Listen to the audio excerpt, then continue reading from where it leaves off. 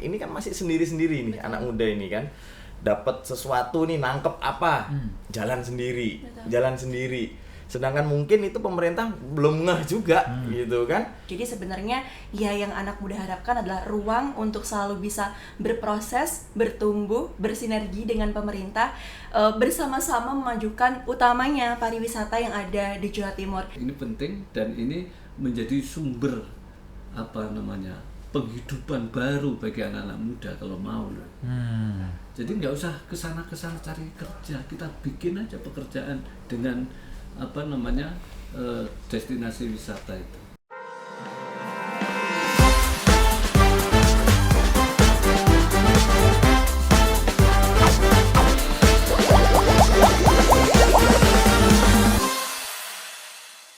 Assalamualaikum warahmatullahi wabarakatuh. Halo Sobat Pariwisata. Saat ini kalian sedang berada di podcast Rasa Roots, Suara Budaya Kisah Pariwisata.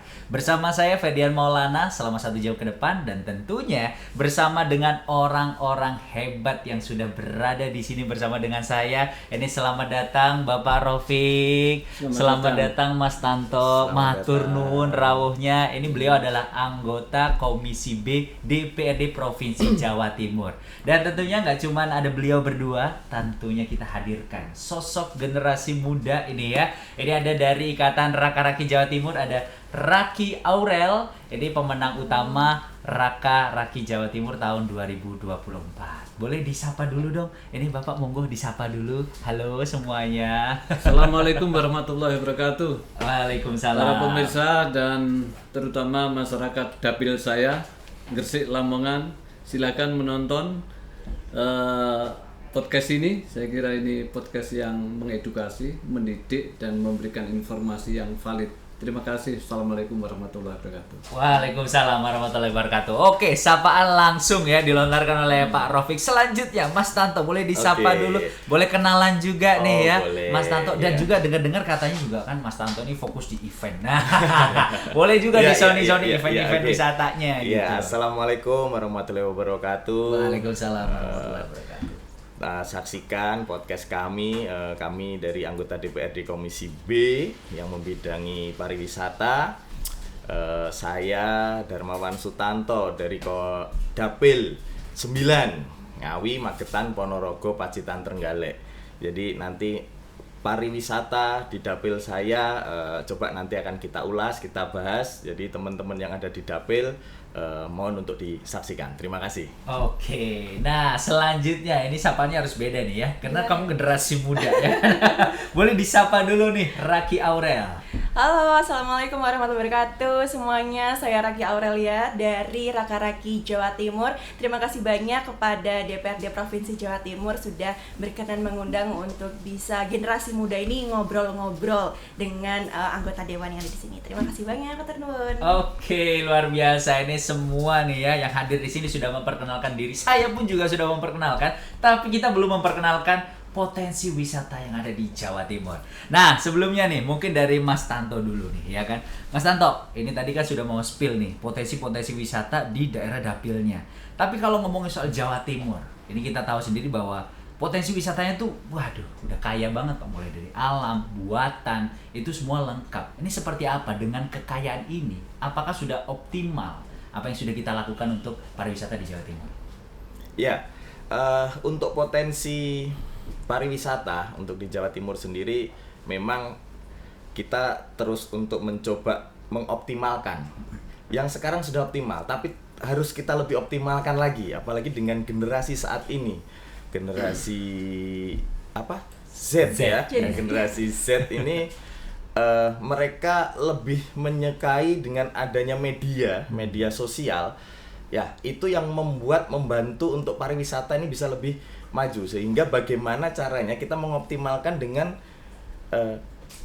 teman-teman generasi Z ini bisa mau datang itu dengan cara mempublikasikannya dengan media sosialnya itu. Betul. Sehingga pariwisatanya juga harus yang bagus lah, kira-kira seperti itu, terus bertema. Apalagi kalau anak-anak muda ini kan lebih senangnya yang kayak gimana, itu kita harus mengikuti itu gitu. Jadi tidak hanya sekedar wisata yang biasa seperti itu yang harus kita optimalkan. Benar. Gitu. Oke, nih dari Mas Tanto udah. Kamu tahan dulu ya. Saat ini kamu belum boleh ngomong. Tapi kita ke Pak Rofik dulu nih. Pak Rofik, gimana sih sebenarnya kalau Pak Rofik melihat saat ini kondisinya generasi muda kita terhadap wisata di Jawa Timur khususnya? Apakah mereka sudah sangat-sangat memang ingin untuk mengunjungi, atau karena kelihatannya masih lebih suka condong ke provinsi yang lain ya, atau bahkan ke luar negeri nih? Gimana nih Pak, menurut Pak Rofik sendiri? Gini, kalau kita bicara, ini ada 2 poin besar ya. Siap. Satu pariwisata, satu pemuda. Ya, ini harus kita dudukkan dulu persoalannya, biar kita ini masuknya enak. Pariwisata itu apanya ini yang mau kita diskusikan? Karena pariwisata ini sebuah industri. Kemudian satu sisi ada generasi muda. Saya coba ya kita buka data dulu ya, biar kita ini tidak salah di dalam mengelaborasi persoalan soal wisata. Jawa Timur itu jumlah objek wisata luar biasa. Jadi kalau di total, baik wisata alam, wisata budaya, wisata religi, dan wisata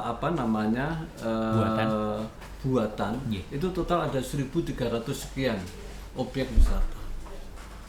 Dan ini sebetulnya yang punya destinasi itu siapa? Sebetulnya kabupaten kota. Provinsi ini sebetulnya posisinya, ini kita nanti biar enak ya, karena sesuai dengan peran kita ya. Siap. Berdua sebagai anggota dewan, kita ini ada di tengah, ada kabupaten kota, provinsi, kemudian ada pemerintah pusat. Kita ini posisinya kalau ke bawah, ke kabupaten kota, kita mengkonsolidasi, mengkoordinasi. Kalau dengan pusat sama sebetulnya, plus kemudian kita melakukan pendampingan terhadap soal-soal yang sekiranya harus di pick up dari pemerintah pusat. Nah, ini yang pertama. Kemudian yang kedua, pariwisata ini, sektor pariwisata ini kan bukan urusan wajib bagi pemerintah daerah. Ini urusan pilihan. Boleh dipilih, boleh tidak. Namanya urusan pilihan. Jadi pemerintah provinsi ini memilih pariwisata juga harus dibiayai, karena memang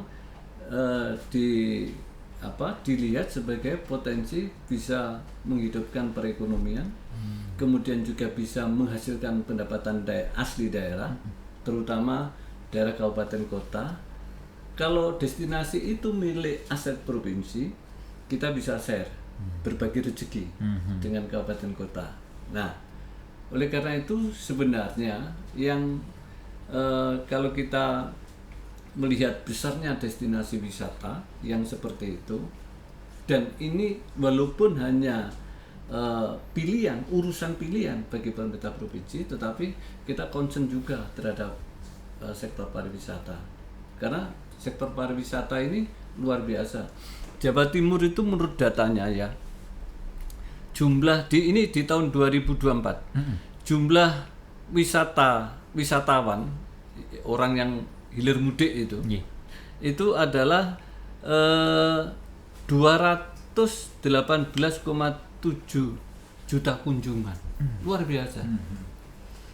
Nah, dari mana kunjungan itu bisa terdeteksi? Tentu kalau teman-teman pengelola pariwisata baik dimanapun, baik berbasis desa di Pok Darwis misalnya, itu mesti dari tiket kan, kemudian juga dari laporan-laporan dinas pariwisata di kabupaten. Nah, wisatawan mancanegara di tahun selama 2024 ini ada 322.000 kunjungan. Ini luar biasa.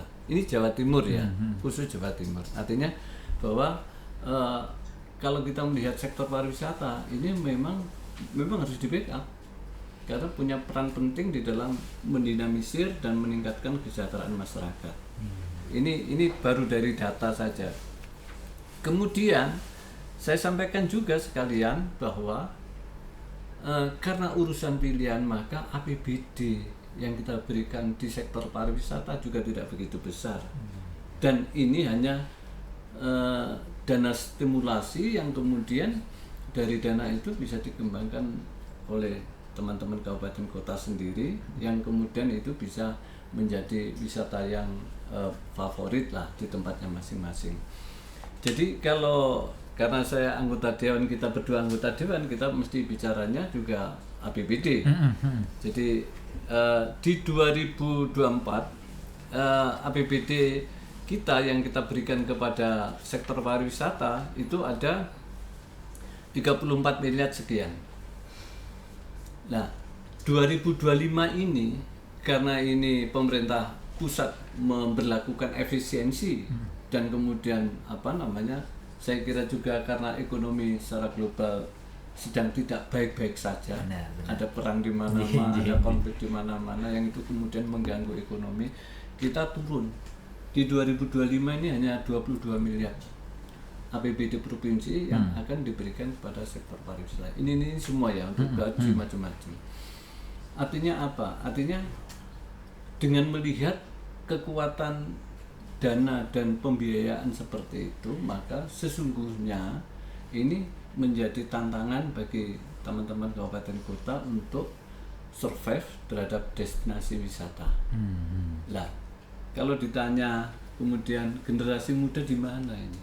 Saya kira generasi muda tidak hanya diwakili oleh Mbak Raki saja, tetapi kita bicara generasi muda dalam arti luas. Generasi muda kita ini, kalau desanya ada destinasi wisata, dia mikirnya simple. Parkirnya ya nanti dikelola Karang Taruna, dikelola oleh pemuda. Padahal sebenarnya kalau pertanyaan tadi yang kita kembali kepada pertanyaan, kemudian apa yang dilakukan oleh pemuda ini di dalam sektor pariwisata? Libatkan saja. Libatkan di dalam, tidak hanya di soal yang kecil-kecil parkir, bukan itu, tetapi libatkan saja dia di persoalan-persoalan yang inti. Jadi kalau itu destinasi milik desa ya dilibatkan aja, dia manajernya atau apa. Saya kira dari situ kemudian akan kelihatan peran generasi muda. Anak-anak muda itu kalau diberi peran, saya kira dia akan mengeksplor dan kreasinya akan muncul. Tetapi kalau nggak diberi tempat ya nggak bisa. Nah inilah harus ada proses kesadaran ya, yang kemudian siapapun yang punya destinasi wisata, apakah milik Pemkab, apakah milik desa atau milik siapapun, kalau mau generasi muda tampil di situ ya libatkan secara maksimal. Oke, luar biasa nih Pak Raufik ini ya. Memang ini detail banget nih Raki ya. Ini kita sudah melihat potensinya dengan 1.000 lebih objek daya tarik wisata dengan nilai kunjungan wisatawan yang fantastis. Ini langkah nyata apa sih yang memang generasi muda yang dalam hal ini memang diwakili oleh Raki Aurel yang sudah dilakukan untuk mendorong kemajuan dari pariwisata di Jawa Timur? Betul. Sebenarnya menarik sekali yang dikatakan oleh Mas Tanto tadi dan juga Pak Raufik, dengan banyaknya objek wisata yang ada di Jawa Timur, potensinya juga ada banyak, dan bahkan provinsi kita itu nggak kalah ya Pak wisatanya dengan provinsi-provinsi lain di tetangga-tetangga ini ya gitu. Kalau untuk Raka-Raki sendiri sebenarnya, karena di angkatan saya kebetulan yang ikut itu dari 35 kabupaten kota, jadi total ada 70 orang yang ikut. Jadi belakangan kami di Raka-Raki itu membuat konten Pak, konten kreatif. Seperti dikatakan oleh Mas Tanto tadi bahwa generasi muda itu kan erat kaitannya dengan social media gitu. Dan itu adalah senjata utama yang kita punya gitu. Kita punya massa yang banyak, bahkan tidak hanya berasal dari provinsi kita saja. Ada yang dari provinsi luar atau misalkan dari luar negeri sekalipun gitu. Kita sedang aktif-aktifnya Bapak membuat konten di Raka-Raki Jawa Timur, baik itu tentang ikon daerah kita masing-masing yang sudah berjalan, lalu ada promosi kuliner, dan yang upcoming kontennya itu kita sedang membuat konten tentang aircraft di daerah kita masing-masing. Jadi setidaknya dengan 70 konten setiap bulannya itu bisa menjangkau lebih dari 500.000 orang yang melihat. Dan saya rasa itu juga jadi salah satu peran generasi muda untuk mempromosikan apa saja destinasi wisata yang ada di daerah kita masing-masing, karena kan Jawa Timur tuh sangat luas ya. Kalau misalkan hanya diekspor satu aja kok kayaknya kurang ya gitu. Ada banyak hidden gem. Kalau anak muda bilang hidden gem di sini, hidden gem di situ. Mungkin itu sih. Oke, tapi kalau menurut Raki Aurel sendiri, apa sih tantangannya kayak di dunia digital kayak saat ini ya, dengan media sosial yang saat ini? dikit-dikit viral gitu ya. Tantangannya seperti apa? Karena banyak terjadi, misal nih ya Mas Tanto dan Pak Rafiq, destinasi wisata viral, tapi pas didatengin itu ternyata biasa aja. Nah itu kan jadi efek yang wah ini domino juga ini kan, bumerang juga buat kayak kita selaku promotor gitu ya, kita yang promosikan udah oke nih kita promosikan viral, datang ke sana ternyata nggak sesuai dengan ekspektasi. Akhirnya pun untuk jumlah wisatawan yang datang ya akan menurun drastis karena di awal aja mereka naik, tapi begitu mereka kecewa mereka nggak akan kesana lagi. Itu seperti apa sebenarnya menghadapi tantangan-tantangan seperti ini? Kesiapan dari destinasi wisata yang sepertinya itu masih sangat kurang. Mungkin dari Mas Tanto atau Pak Rafiq. Sebentar, saya tak nyambung yang Monggo, silakan. Mbak Raki tadi. Siap. Mbak Raki. Mbak Raki. Saya kira yang diambil tadi hanya pada posisi marketing aja. Kehumasan marketing aja. Tidak masuk pada substansi ikut memberi warna di sektor pariwisata itu. Tapi itu baik. Dan anak muda kan memang gesit-gesitnya bermain medsos ya. Iya. Kalau yang tua-tua sudah nggak ngatasi lah medsos. Tapi maksud saya begini, ini contoh konkret aja, contoh konkret. Di dapil saya, di Setigi itu luar biasa. Kemudian desa Sekapo itu menjadi sebutan desa miliarder. Hebat. Orang datang dengan gegap gempita untuk membuktikan memang bagus tempat. Tetapi kemudian tidak lama setelah populer kemudian jatuh dan jatuhnya menyakitkan. Akhirnya desa ada konflik macam-macam, kemudian destinasi wisata ini nggak terurus. Artinya apa? Artinya ya kembali lagi kepada attitude, kepada karakter, kepada bagaimana kita membawa diri ya. Jadi kalau desa itu punya destinasi wisata dan kemudian menjadi hebat, ya kita mestinya biasa-biasa saja, kita syukuri aja, alhamdulillah ini hebat. Tetapi di balik itu gimana ya, dari pengelolaannya harus bagus. Sekarang ketika terjadi konflik kemudian jatuh dan macam-macam sampai kepala desanya juga bermasalah macam-macam itu, kemudian kan berarti ini orang persepsinya karena wisata itu kan yang dijual apa sih? Rasa kan, taste sama persepsi kan. Apa yang produk wisata itu apa? Kan orang menjadi happy, kan begitu. Betul. Pulang tidak merasa kecopetan. Boleh entek akeh baik ngono tok. Iya. Surabaya ini kan gitu, kecopetan. Artinya dia pulang dengan happy. Itulah produk wisata. Sehingga untuk mempertahankan ini agar ada sustainable-nya atau berkelanjutan ya dari segi manajemen. Saya kok punya keyakinan kalau di manajemen pariwisata itu ada anak-anak muda itu lebih cepat untuk tidak hanya membranding di medsos dengan pernik-perniknya, tetapi esensi bagaimana mengelola destinasi wisata itu sesuatu yang dibutuhkan dan itu tidak gampang. Kalau anak-anak muda dimasukkan di situ, saya yakin itu bisa cepat. Dan rata-rata kalau yang dikerjakan, karena kan gini, anak muda itu kebutuhannya kan belum banyak, kan begitu. Artinya dia tahulah, jadi tidak mungkin dia akan di sektor keuangannya misalnya, dia akan macam-macam, nggak mungkin. Pasti dia akan mengedepankan rasa kepemudaannya. Kita harus gentle, terbuka, kan begitu biasanya. Nah itulah saya kira satu value yang menjadi baik kalau kemudian untuk dijadikan dasar pengembangan destinasi wisata. Oke, menarik nih ya, udah dipancing dikit nih. Nah ini kayaknya Mas Tanto harus langsung nimpalin nih. Mungkin dengan strategi-strategi khusus, semisal dengan Mas Tanto geluti saat ini kan mungkin event. Nah kira-kira ada nggak kayak event-event, mungkin event-event pariwisata atau event seperti apa sih sebenarnya yang bisa menarik gitu minat-minat wisatawan untuk datang? Ya, ini menyambung dari apa yang sudah disampaikan tadi Pak Rafiq, bahwasanya ya ini anak muda ini kan sebagai marketing, tapi sebenarnya memang betul sebagai marketing, hanya saja bagaimana cara mengemasnya biar lebih bagus anak muda. Ya ini salah satu juga contohnya di kabupaten saya, di Kabupaten Ngawi. Benteng Pendem Van de Bos. Anak muda nggak ada yang tahu mungkin itu didirikan tahun berapa, siapa sih yang ada di situ.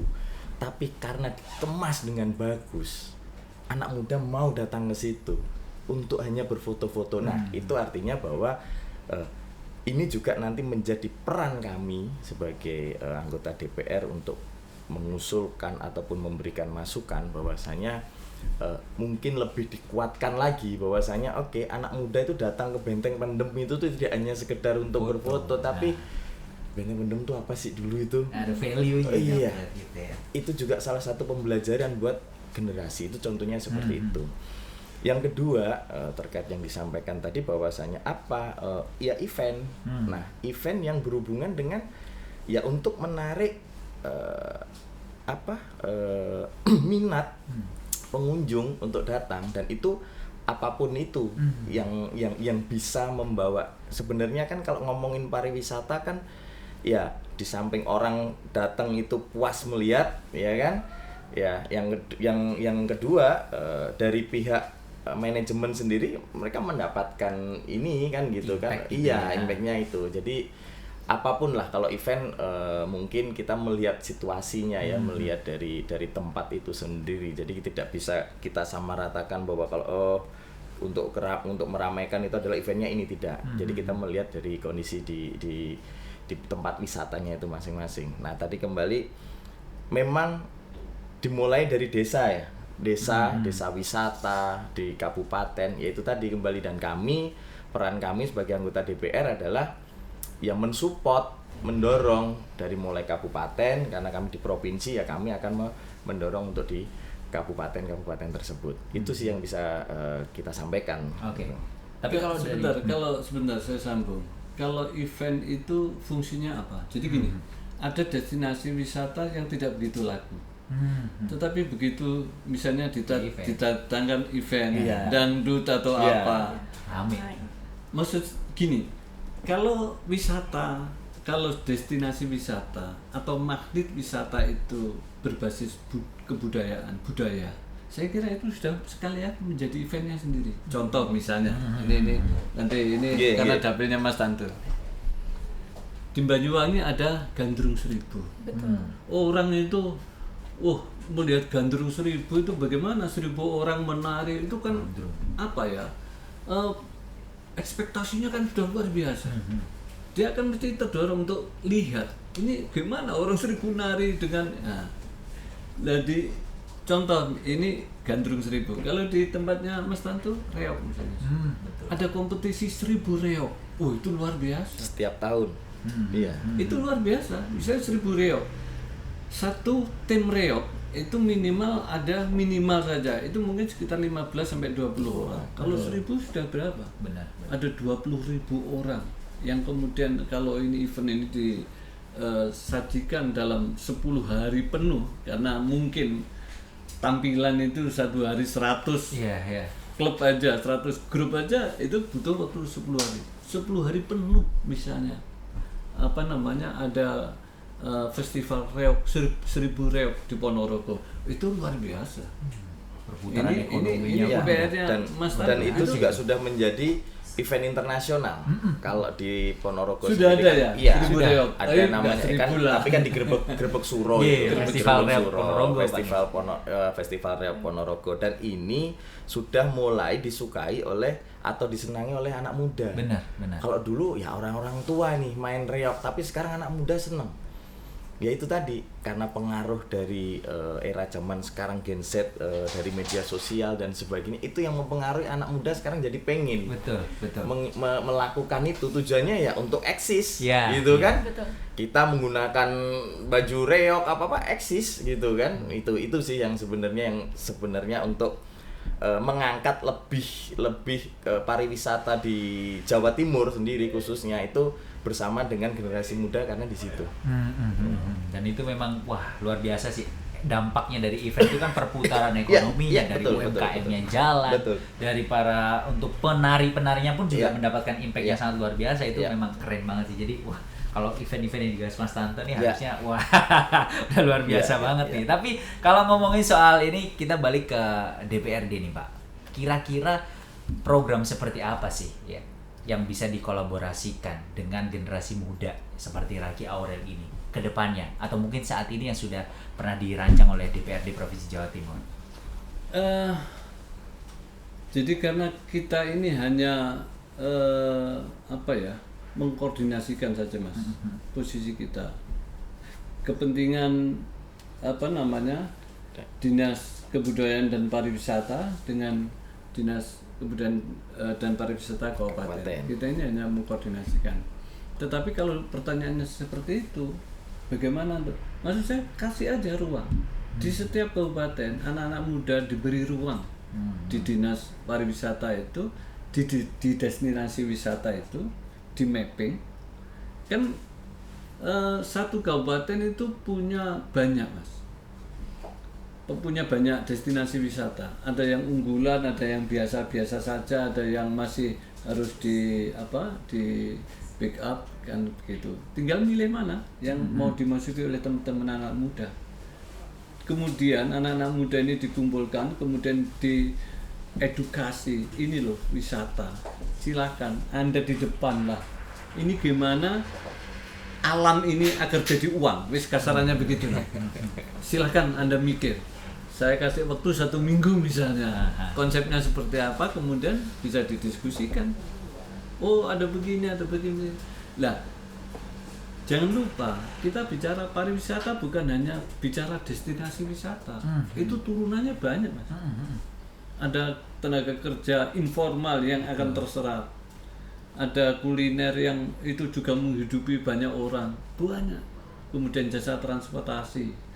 Kemudian teman-teman TL ya, tour leadernya kalau dia orang luar daerah atau mancanegara, itu turunannya kan banyak.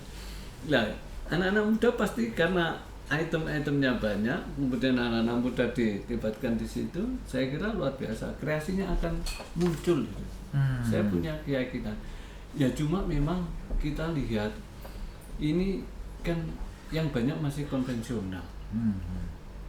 Penanganan pariwisata, sektor pariwisata itu kan masih konvensional. Karena memang yang pertama tidak mau gambling, tidak mau berspekulasi, kemudian juga peran-peran anak muda nggak kelihatan di situ. Nggak ada, saya belum pernah dengar kemudian ada destinasi wisata ini dikelola anak-anak muda penuh, nggak ada. Belum dengar ya. Artinya ini perlu dicoba. Dan perlu betul-betul kita dorong di situ. Nah, karena biar tidak berspekulasi yang berisiko tinggi kaitannya dengan keuangan, dengan pembiayaan, ya kasih aja uji coba destinasi wisata yang memang butuh dihidupkan. Kan banyak di desa. Iya, benar. Jadi dia berbasis apa? Berbasis alam.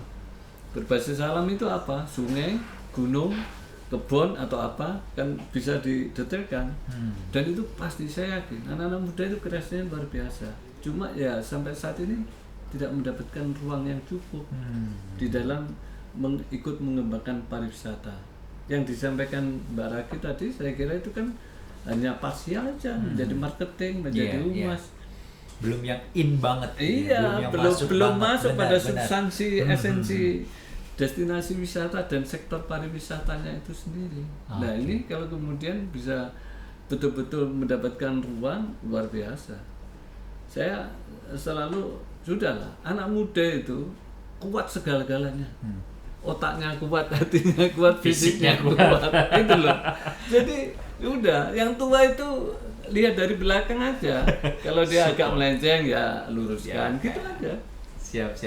Tapi mungkin gak sih Pak, misal ada kebijakan khusus lah mungkin dari DPRD ini yang akhirnya bisa membuat anak-anak muda ini punya ruang di kabupaten kotanya masing-masing. Karena kita tahu bahwa kabupaten kota masing-masing itu pasti punya yang namanya duta wisatanya daerahnya. Mungkin bisa dilibatkan entah dari segi apa kebijakan yang memang mengharuskan untuk dinas pariwisatanya untuk melibatkan anak-anak duta wisata daerah? Ya bisanya kita memberi saran Mas. Saran, iya. pendapat dan memohon lah kepada teman-teman di kabupaten kota ya. Biar nggak jadi tukang parkir aja. Saya ini lihat anak-anak muda itu kalau ada destinasi wisata paling tukang parkir. Dia ngelola parkir aja. Bener. Padahal itu kan bagian kecil dari destinasi wisata. Sayang banget nggak terlalu in banget ya. Tapi kalau dari Raki Aurel nih, selaku generasi mudanya nih, ini seperti apa sih harapan dan bayangannya generasi muda ya di kalangan kamu khususnya mungkin dari Raka-Raki Jawa Timur ya, harapannya kolaborasi apa sih yang memang di bayangan kamu yang bisa dikolaborasikan dengan DPRD ataupun pemerintah Provinsi Jawa Timur? Betul, sebenarnya ada banyak banget yang bisa dilakukan ya Pak Mas. Jadi gimana generasi muda selalu punya ruang yang diberikan biar bebas, karena anak muda itu kan erat kaitannya dengan pengen eksplorasi, harus eksplor ini, eksplor itu gitu. Jadi ketika ruang itu makin dibuka, tentunya makin banyak ide-ide yang masih fresh dari anak-anak muda itu untuk berkontribusi. Salah satunya yang saya lihat itu Pak, ada satu destinasi baru di Banyuwangi, itu ada Pulau Bedil. Kalau Pak Raufik dan Mas Tanto tahu, itu kayak semi-semi Raja Ampat ya, Raja Ampat versi lightnya di Banyuwangi. Dan itu benar-benar dikerjakan oleh anak mudanya. Jadi memberdayakan juga para nelayan-nelayan yang kalau memang tidak bisa berlayar mencari ikan, itu kapalnya digunakan untuk membawa turis-turis tadi Pak ke pulau-pulau ini. Jadi ada beberapa pulau yang bisa disinggahi, dan memang pulaunya itu tidak berpenduduk gitu. Jadi memang difokuskan untuk pariwisatanya itu sendiri. Cuman yang bisa saya lihat adalah kenapa ya pariwisata baru yang ada di Jawa Timur, jika misalkan dibandingkan dengan daerah lain, itu memang perlu ada yang harus diperhatikan. Mungkin dari misalkan akomodasinya, tempat parkirnya, apakah mencukupi atau tidak, apakah ada tour guide yang sudah memenuhi kualifikasinya. Karena turis ya itu tadi Pak, turis kalau misalkan datang kan memang kok aku kayak dirampok ya ini rasanya, kok aku nggak puas ya datang di sini gitu. Jadi experience-nya itu yang mungkin bisa menjadi PR untuk anak muda juga sebenarnya, bahwa oh ini ada ruang yang bisa diberikan untuk anak-anak muda, bahwa oh bisa melakukan ini, melakukan itu. Kalau untuk di Raka-Raki sendiri, izin throwback lagi, kita juga punya program Irari Mengabdi. Jadi kita sempat melakukan pengabdian di salah satu desa di Jombang. Jadi kita datang di desa tersebut untuk memberikan, jadi ada tempat wisata, dan kita memberikan mitigasi bencana alam di tempat wisata. Jadi kebetulan desanya sudah pernah terjadi longsor, dan kita lakukan mitigasi bencana. Selain itu juga waktu itu Raka-Raki ini juga memfasilitasi dari segi branding pariwisatanya, baik itu dari aircraftnya dan juga promosi wisata. Jadi sebenarnya benar yang dikatakan bahwa generasi muda ini nggak melulu hanya berhenti di bagian marketingnya saja, tapi bisa mungkin dari segi tiketing mungkin Pak, karena kan biasanya suka ada yang oknum-oknum yang ini dipatok sekian gitu. Dengan teknologi sekarang yang mungkin anak muda juga bisa, itu juga bisa lebih transparan, sehingga kedepannya diharapkan ya banyak turis-turis baru yang mau datang ke destinasi wisata yang ada di Jawa Timur, seperti itu. Oke, tapi kalau menurut Aurel sendiri nih, untuk generasi muda saat ini, menurut kamu tantangannya seperti apa sih dengan polemik-polemik yang terjadi di pariwisata di Jawa Timur seperti ini? Betul, tantangannya ada banyak sekali ya tentunya. Karena kalau misalkan kita lihat, kalau khususnya di konten misalkan, kalau misalkan konten-konten itu yang di kabupaten sebelah atau misalkan provinsi sebelah terlihat lebih menarik, lebih mudah dijangkau, akses wisatanya misalkan dekat dengan stasiun, sementara yang di Jawa Timur misalkan nggak bisa diakses ya dengan akomodasi tertentu misalkan seperti itu. Jadi bagaimana anak muda ini juga bisa bikin konten yang lebih menarik untuk para audiensnya, atau misalkan juga memastikan daerah-daerah wisata setidaknya terdekat dengan tempat tinggal kita itu juga sebenarnya layak loh untuk dikunjungi. Misalkan udah ada guest house terdekat di sana yang memang proper tempatnya, atau misalkan kulinernya juga banyak yang bisa diangkat seperti itu. Jadi sebenarnya tantangannya itu juga dari digitalnya juga ada, secara langsung pun juga ada, tapi itu juga menjadi wadah bagi kita anak muda untuk terus memberikan ide-ide baru ya kepada daerah kita masing-masing, khususnya gimana caranya kita bisa ya ayo apa yang bisa kita lakukan supaya daerah kita ini wisatanya makin maju, karena kan itu juga menghasilkan pundi-pundi rupiah juga akhirnya yang kembali ke masyarakat. Benar. Nah, Mas Anto kayaknya udah mau menanggapi itu tadi ya. Udah mau kayak, mohon maaf nih Pak, tadi saya pas lagi itu banget nih ya. Kalau lihat Raki Aurel ngomong ini kayaknya maunya kesini mulu gitu, Pak. Gimana Mas Anto? Mungkin ada tanggapan nih dari jawaban Raki Aurel. Tantangan atau bisa lebih dikatakan kalau dari saya pribadi itu adalah problemnya. Problemnya adalah anak muda dengan pemerintahan di pemerintah daerah sendiri ini kurang bersinergi dengan bagus. Artinya begini, yang tadi disampaikan betul bahwasanya anak muda ini di Kabupaten A, ya kan mereka berlomba-lomba itu. Tetapi itu tidak terkoordinir dengan baik bersama dengan pemerintah. Kan gitu. Yang seharusnya itu bisa diwadahi. Kan anak-anak muda bahasanya kalau sekarang konten ya di YouTube ada. Kan gitu, artinya bahwa itu untuk dirinya sendiri. Tapi sebenarnya kalau itu mau diwadahi secara bagus dengan pemerintah gitu kan, kerjasama, itu akan lebih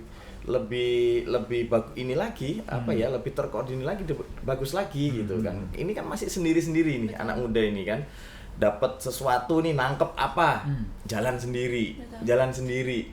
Sedangkan mungkin itu pemerintah belum ngeh juga gitu kan. Bahkan mungkin destinasi wisata ini keluarnya dikarenakan anak muda. Betul. Ya kan? Anak muda tahu-tahu datang ada di gunung, ada di ini ya itu apa bahasanya gitu kan.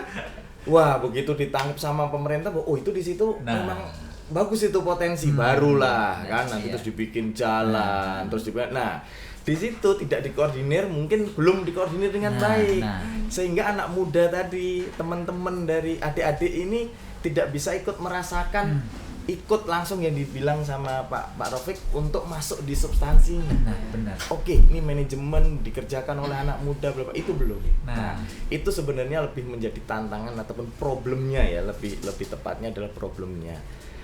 Kami di anggota DPR ya, itu tadi yang disampaikan Pak Rafiq ya, fungsi atau tugasnya ya menyampaikan, memberi usulan, memberi masukan. Seperti itu. Iya sih Pak. Kalau memang untuk membentuk suatu kebijakan memang agak susah sepertinya ya. Tapi kira-kira strategi apa sih Pak yang sekiranya langkah awal lah untuk benar-benar bisa menggandeng atau menggeret nih anak-anak muda untuk masuk ke dalam pariwisata. Ayo kamu jangan di luar terus nih ya. Jangan cuma di kulitnya aja, masuk ke sini. Itu seperti apa kira-kira? Selain dengan adanya kebijakan yang mungkin akan agak panjang ya nantinya untuk prosesnya. Ya kalau secara secara nyata langsung ya kita bekerja sama dengan Dinas Pariwisata untuk mengadakan pelatihan menjadi YouTuber. Nah, kita juga ada temanya adalah di pariwisata yang seperti itu, salah satu contohnya. Tujuannya untuk pertama memang memarketingkan terlebih dahulu.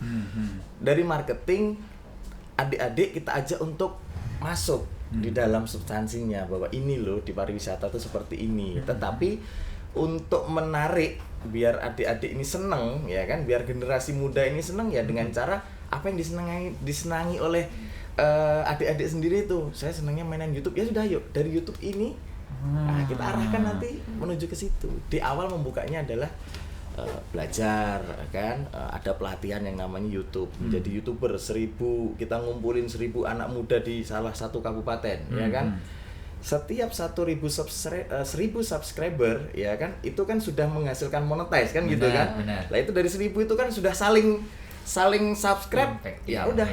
Ayo berlomba-lomba, itu untuk yang pribadi kan gitu. Di samping itu untuk narik ke pemerintahnya sendiri ataupun ke tempat wisatanya adalah itu bergandengan dengan pemerintah. Ayo ini ada destinasi wisata kan gitu kan. Ayo itu dipublikasikan, itu dipromosikan gitu.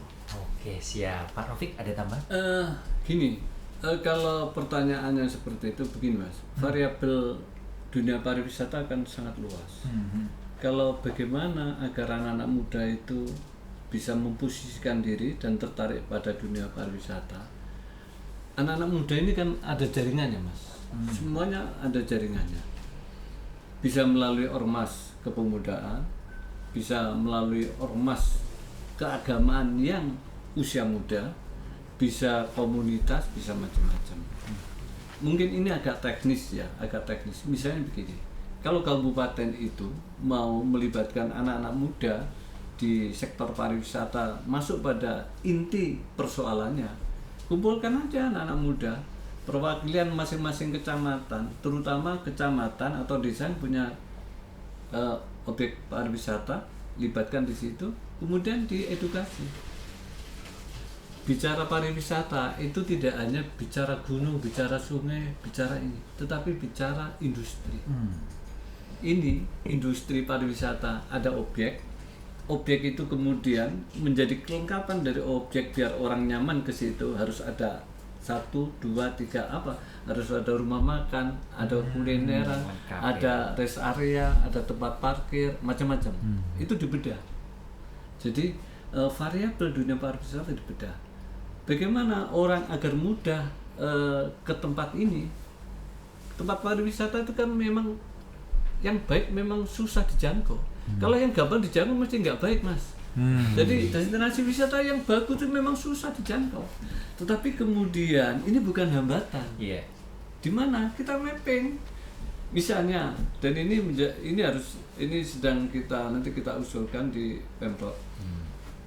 Kalau Bromo itu kemarin rame-ramenya di liburan kemarin, kemudian terjadi macet macam-macam, itu karena tidak pernah di mapping, tidak pernah diduga bahwa Bromo akan dikunjungi sekian ribu orang. Padahal pintu Bromo kan banyak, bisa dari Pasuruan, Probolinggo, dari Malang bisa, dari berbagai pintu kan bisa. Nah, maksud saya begitu, anak muda kita tunjukkan, kita edukasi. Ini baru bicara pintu masuk. Pintu masuk dari mana? Nah, kemudian di follow up dengan main medsos tadi. Anda kalau ke Bromo itu lewat sini, kan begitu. Di situ kemudian anak-anak muda ada yang jaga, ada yang berperan macam-macam lah sesuai dengan apa yang menjadi kesepakatannya. Nah, kemudian ini ditunjukkan semua.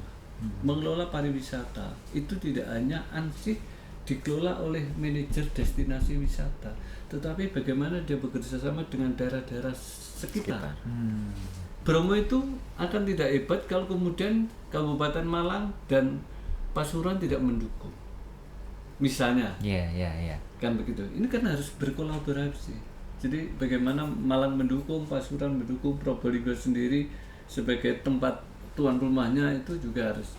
Nah, maksudnya begini, kalau ini kemudian diajarkan, ditunjukkan kepada anak-anak muda sedini mungkin, Anda bisa ngambil peran di sini loh. Ayo, Anda bisa ngambil peran di sini. Tolong misalnya kalau desamu ada destinasi yang bisa, walaupun ini semi buatan, ada alam tetapi bisa dipercantik misalnya, coba di ini. Nah, dengan hitung-hitungan secara bisnis seperti apa? Anak-anak muda pasti pinter itu. Teknologi IT yang sekarang, kemajuan teknologi ini luar biasa, itu bisa menjadi cepat. Benar. Nah, inilah makanya kita mau mengajak anak-anak muda, generasi muda masuk di dalam dunia pariwisata, tidak hanya jadi marketing saja, tidak hanya jadi humas saja, tidak hanya jadi TL saja, tetapi dia sudah kalau bicara dunia pariwisata itu anak-anak muda jago gitu. Nah, itu. Satu lagi, ini yang bukan ancaman tapi problem bagi Jawa Timur. Destinasi wisata kita ini masih sering terjadi kecelakaan. Baik yang di laut, yang baru-barusan kemarin, ini ada yang menjadi perhatian kita karena ada turis mancanegara yang di Gubuk Laka kemarin. Nah, artinya ini satu persoalan. Bagaimana wisatawan itu menjadi aman ketika dia mengendarai kendaraan yang memang disiapkan oleh rangkaian dari destinasi wisata itu. Kemudian gimana cara aman itu, gimana kendaraannya harus sertifikasi, tidak asal hardtop saja. Banyak hardtop, Mas, tapi hardtop yang nggak sehat kan juga banyak gitu. Terus ada uji kelayakan. Iya, mungkin, ada uji kelayakan, kemudian patut lah. Kalau satu hardtop dinaiki 15 orang ya nggak patut Mas. Itu overload. Jadi kemarin kemudian ada kecelakaan itu hemat. Artinya itu pasti akan menjadi perhatian, apalagi ini ada turis mancanegara. Itu dia mesti ngomong di negaranya, jangan ke Bromo, nggak aman Bromo. Padahal dia tahunya Bromo karena lewat situ. Kalau lewat yang lain, Probolinggo mungkin lebih aman kan begitu. Benar. Enggak, ini variabel-variabel yang kemudian secara komprehensif harus dibuka, diedukasikan kepada anak-anak muda. Saya kira ini penting dan ini menjadi sumber penghidupan baru bagi anak-anak muda kalau mau. Jadi nggak usah kesana cari kerja, kita bikin aja pekerjaan dengan destinasi wisata itu. Bagaimana caranya menjual alam, menjual desanya dengan caranya lah. Dan saya kira semakin kesini banyak orang stres Mas, butuh destinasi wisata. Banyak orang wisata karena banyak orang stres, butuh healing. Butuh healing ya. Tapi kalau ngomongin soal wisata pasti ya erat banget lah kaitannya tadi sama yang udah pernah kita singgung tadi adalah event. Nah, tapi kalau ngomongin soal event ya pasti Mas Tanto yang jago nih ya. Kalau melihat event-event pariwisata yang saat ini ada di Jawa Timur, kayak Festival Reok Ponorogo, kita tahu ada Gandrung Sewu, terus ada mungkin Festival Rujak Ulek, Jember Fashion Carnival. Itu seperti apa sih di tanggapan Mas Tanto? Apakah memang udah wow banget atau masih ada perlu hal-hal yang mungkin konsep-konsep unik yang bisa dimasukkan di situ sebenarnya itu? Ya, kalau pada dasarnya untuk event itu sudah sangat bagus menurut saya, sudah sangat optimal. Contoh Jember juga ada Jember Fashion Carnival. Iya, Fashion Carnival itu juga sangat luar biasa. Hanya nanti kan tinggal kita poles ya untuk tambah karena memang masih belum bisa merata, hanya di beberapa titik saja. Benar. Nah, kami berharap ini bisa di setiap kabupaten bisa melakukan hal tersebut. Ya sekarang Jember, Ponorogo, ya Ponorogo Reok, terus Jember ya itu tadi Jember Fashion Carnival. Ya mungkin untuk daerah-daerah lain ini juga harus bisa mencoba untuk apa ini menciptakan, dan itu bisa berlomba-lomba nantinya gitu kan. Di setiap kabupaten memang ada yang namanya event tahunan yang itu mengeluarkan ataupun menunjukkan identitas kabupaten masing-masing. Oke. Tapi kalau dari Raki Aurel, seberapa impactful sih untuk event sendiri bagi anak-anak muda nih melihat? Karena biasanya kalau anak-anak muda nih baru mau datangnya tuh pas ada eventnya doang, Pak. Ya kan? Kalau mau datang ke Jember nggak ada JFC ngapain ke Jember gitu kan? Nah, ini seperti apa kalau di tanggapan anak-anak muda nih terkait dengan event pariwisata? Betul, sebenarnya event itu salah satu pintu gerbang ya Pak ya. Gimana bisa mendatangkan banyak turis, karena satu, dia datang ke kota tersebut, lihat eventnya, mau nginep di mana, makannya juga di sekitar situ, mencari destinasi wisata di sekitar event itu berlangsung juga bisa. Jadi sebenarnya jadi kayak paket komplit jadinya kalau ada event. Jadi kenapa banyak kabupaten atau kota di Jawa Timur yang berlomba-lomba bikin event yang bagus-bagus, kayak misalkan Jember Fashion Carnival juga kelasnya sudah internasional kalau tidak salah. Lalu di Banyuwangi juga ada Gandrung Sewu seperti itu. Atau kalau mau yang agak viral dikit, Sebelang yang agak mistis-mistis dikit, biasanya anak muda suka tuh Pak yang seperti itu. Jadi makin viral eventnya, makin banyak mendatangkan pariwisata. Sebelang Banyuwangi. Betul. Kalau dari Pak Rofiq terkait event pariwisata. Gini, event itu harus kuat Mas. Harus kuat menjadi identitas destinasi wisata itu sendiri. Kalau event yang hanya meramaikan sekejap, ya ramainya sekejap. Tetapi kalau event ini sering karena destinasi wisata itu memiliki event yang natural seperti Ponorogo tadi Reok, ya sudah Reok sendiri itu jadi event. Itu kan wisata budaya. Kemudian Jember itu sebetulnya misalnya di Jember ada Cerutu, itu sebetulnya bisa menjadi daya tarik, dan itu orang Cerutu itu kan internasional. Ya saya ini yang saya lihat ya, ada keunikan yang kemudian itu bisa dikemas menjadi objek wisata. Orang ke Jember mungkin, oh nanti kalau pas kita ada festival cerutu aja. Kemudian pabrik-pabrik cerutu itu kemudian membagikan secara gratis untuk festival di situ misalnya, itu menarik. Dan itu kan luar biasa kalau Jember.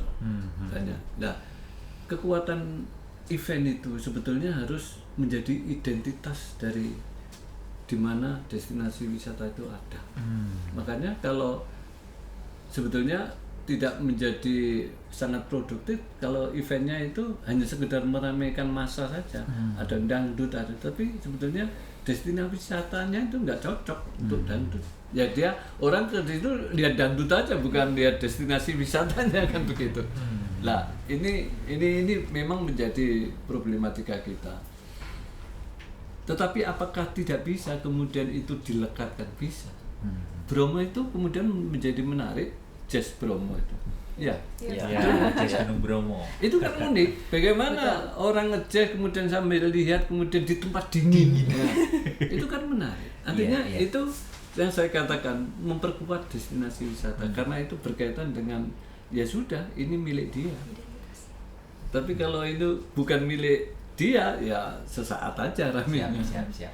Saya kira itu aja. Okay. Nah sekarang bagaimana menggali potensi-potensi itu yang kemudian di-create menjadi sesuatu yang bisa ditampilkan secara spektakuler. Orang kita ini kan suka yang spektakuler. Kalau yang biasa-biasa nggak laku, Mas. Jadi harus kalau berkaitan dengan orang ya harus orang banyak. Betul. Orang nari ya harus orang banyak, 1000. Orang reok ya 1000 kan begitu. Itu baru spektakuler. Karena memang di Jawa Timur udah kebiasaan rate-nya tinggi ya. Kualitasnya udah tinggi. Jadi kalau anjlok sepi gitu ya. Tapi ini seperti episode-episode sebelumnya nih ya, Sobat Pariwisata. Episode sebelumnya kita sempat bahas tentang ekonomi kreatif dan ini pelaku ekonomi kreatifnya kita berikan ruang untuk langsung memberikan opininya, keluh kesahnya, keresahannya kepada dua orang yang sangat berkompeten di depan saya ya. Ini kalau dari generasi muda yang diwakili mungkin Raka-Raki Jawa Timur, kamu kan juga sebagai ikonnya pariwisata Jawa Timur. Ini apa sih keresahan yang ingin kamu ungkapkan nih kepada Bapak dan Mas Tanto ini? Mungkin melalui Bapak dan Mas Tanto ini akan bisa menyambungkan ke orang-orang pusat lain ya, yang nantinya bisa mengabulkan semua keresahan dan keinginan kamu. Ya kan? Diskusi Biar ada, ya. biar ada fungsinya di podcastnya ini langsung kena gitu tujuannya ya kan? Iya, terima kasih loh. Jadi Bapak sebenarnya kita generasi muda ini sangat senang untuk diajak berdiskusi. Jadi kita seperti mendapatkan ruang untuk ngobrol langsung dan mendapat langsung feedbacknya seperti apa gitu. Jadi sebenarnya ya yang anak muda harapkan adalah ruang untuk selalu bisa berproses, bertumbuh, bersinergi dengan pemerintah, bersama-sama memajukan utamanya pariwisata yang ada di Jawa Timur. Jadi makin banyak ruang yang terbuka untuk anak muda dengan anggota dewan misalkan seperti ini. Jadi makin banyak upaya untuk kita untuk bisa memajukan pariwisata yang ada di Jawa Timur. Benar, karena kan mungkin di linknya bapak-bapak ini di dapilnya udah kuat banget. Jadi kamu kalau misal nih aksesnya misal ke Ngawi, misal ke Ponorogo, ini bisa ke Mas Tanto ya kan langsung. Nah, ini tanggapannya seperti apa nih Bapak? Apakah nanti wah tenang aja kita akan sediakan ruang untuk kalian bertemu dengan kita atau seperti apa nih Mas dan Bapak? Gak apa-apa, nanti kita ini kan ada forum public hearing. Nah, jadi gini, curah pendapat itu sebetulnya sama-sama dibutuhkan. Anggota dewan ini dengan kepadatan yang macam-macam itu juga butuh informasi yang original gitu gitu ya. Jadi yang memang keluar dari pelakunya. Nah, misalnya kalau nanti kita dengan Dinas Pariwisata, Dinas Kebudayaan dan Pariwisata ada sesuatu yang kita membutuhkan public hearing, kita public hearing dengan anak-anak muda misalnya. Nah, kemudian apa? Ini mumpung kita mau pembahasan APBD misalnya, barangkali bisa dilibatkan di situ kan Pak, ya kan. Kemudian ini harus dialokasikan ruang untuk memberikan supporting terhadap generasi muda misalnya, itu bisa. Jadi forumnya forum public hearing. Kita coba nanti kita diskusikan dengan teman-teman Dinas Kebudayaan dan Pariwisata. Kalau tanpa kita pun mereka bisa langsung ya tambah enak juga. Siap. Jadi langsung kan karena dia yang sangat memahami peta masalahnya dan kemudian tahu bagaimana peta jalan keluarnya kan begitu, ya silakan, nggak apa-apa. Tapi kalau di kita forumnya ya yang bisa kita berikan public hearing. Kita ingin mendapatkan masukan-masukan terkait dengan pariwisata dan turunannya, misalnya dalam konteks ekonomi kreatif, kreatifnya di mana? Kalau ternyata nilai kreasinya itu tidak menjual kan juga nggak laku, Mas. Benar, Ini kreatif, tapi ini kan bukan hasil kreasi spektakuler saya katakan. Ya kan nggak laku. Nah ini saya kira perlu bisa dibicarakan dan kemudian sama-sama kita mendekatkan pikirannya masing-masing, kemudian ada ide-ide apa, kemudian kita diskusikan. Benar. Dan bisa kita munculkan sebagai rekomendasi atau sebagai apa. Nah, itu tuh. Siap. Kalau Mas Tanto kapan mau ketemu lagi, Pak? Langsung balik. Memang sangat perlu, sangat perlu sekali kami dibantu dari generasi muda Siap. untuk memberikan masukan kreativitas yang tadi disampaikan kita ini yang sudah agak menuju angka-angka umur 50 gitu tuh kan sudah banyak, semakin banyak tugas ataupun pekerjaan, jadi kami butuh support. Justru malah kita meminta untuk generasi muda memberikan idenya, memberikan kreativitasnya, sehingga kami bisa menyampaikan, menyalurkan apa sih keinginan jadi generasi muda terkait masalah pariwisata itu. Seperti itu. Jadi pada intinya nih bapak-bapak anggota dewan ini sangat terbuka, ya kan Sangat Pak? terbuka. Sangat terbuka untuk menerima masukan. Jadi buat generasi muda itu jangan takut-takut. Nanti ngelihat pinnya DPR itu udah takut gitu, Pak. Mau watul takut. Kan nggak mungkin. Jadi bapak-bapak ini sangat terbuka. Jadi Makanya saya buat nggak pakai pin, Mas. Kalian udah minder sendiri, waduh ada pinnya nih ya, takut. Tapi tenang aja, jadi buat generasi muda nggak usah takut-takut. Kalian bisa menyuarakan apapun yang kalian mau, asalkan memang itu tepat dan sasarannya memang pas. Nanti insya Allah bapak-bapak anggota dewan ini akan terbuka untuk membantu kita semuanya. Waduh keren nih ya, luar biasa hari ini ya. Tapi sebelum kita tutup podcast kita hari ini, mungkin ada pesan-pesan atau mungkin harapan ke depannya untuk pariwisata yang ada di Jawa Timur, khususnya untuk generasi muda. Monggo bisa disampaikan. Ya, teman-teman generasi muda, saya yang pertama jangan lelah berharap. Itu penting. Betul. Karena dunia ini cuma harapan-harapan aja. Jangan lelah berharap dan jangan lelah untuk berkreasi dan berbuat. Saya kira ini kata kunci yang saya kira pentinglah bagi anak-anak muda untuk menjadi pegangan dimanapun dengan apapun yang dilakukan untuk berkreasi di dunia apapun. Saya kira kalau pakai prinsip itu, saya kira kok menemukan jalannya anak-anak muda ini. Oke, siap. Itu tadi dari Pak Rofik, tepuk tangan dulu dong ya. Selanjutnya dari Mas Tanto mungkin pesan-pesan untuk anak-anak muda ya. Ya, Seperti apa? untuk generasi muda khususnya di Jawa Timur, teruslah berkarya, teruslah memberikan ide-ide yang cemerlang untuk Jawa Timur, teruslah berkreasi dan jangan sampai patah semangat. Pariwisata di Jawa Timur sangat luar biasa indahnya dan generasi muda harus mengeksplornya. Terima kasih. Luar biasa. Harus mengeksplornya ya. Kalau dari Raki Aurel, setelah tadi wadul terus sudah ditanggapi ya. Ini silakan. Ini apa nih pesan-pesannya untuk teman-teman kamu? Seperti apa harapannya juga untuk perkembangan pariwisata yang ada di Jawa Timur? Oke, tentunya buat teman-teman pemuda-pemuda Jawa Timur di luar sana, karena tadi juga udah mendapat sambutan yang hangat dari bapak-bapak ketua dewan ini, anggota dewan ini. Jadi harapannya jangan bosan-bosan untuk terus mempromosikan pariwisata yang ada di Jawa Timur, karena destinasi kita itu ada banyak sekali, dan karena adanya generasi muda di pariwisata ini pastinya akan membuat pariwisata di Jawa Timur semakin maju. Luar biasa. Oke. Kalau begitu saya ucapkan terima kasih banyak Bapak Rofi, Mas Tanto atas waktunya. Ini saya tahu Bapak memang sibuk banget tapi sudah menyempatkan di sini, sangat luar biasa. Ini terima kasih juga untuk Raki Aurel dan terima kasih juga untuk sobat pariwisata yang ada di rumah. Terima kasih sudah menonton podcast ini dan jangan lupa ya, ini tadi kita pembahasannya wah ini keren banget. Karena semua orang itu nggak cuma dari duta saja, duta wisata, tapi semua orang bisa menjadi duta. Kalian bisa mempromosikan apapun yang ada di daerah kalian, jangan terbatas apapun. Karena kita tidak pernah membatasi apapun, ya kan? Bahkan anggota dewan ini membuka sekali ya untuk aspirasi-aspirasi masyarakat apapun yang mengenai pariwisata. Dan tentunya kalau berwisata jangan lupa untuk Jatim aja. Kalau begitu saya Ferdinand Maulana pamit di Rasa Roots episode kali ini, suara budaya, kisah pariwisata. Wassalamualaikum warahmatullahi wabarakatuh. Waalaikumsalam.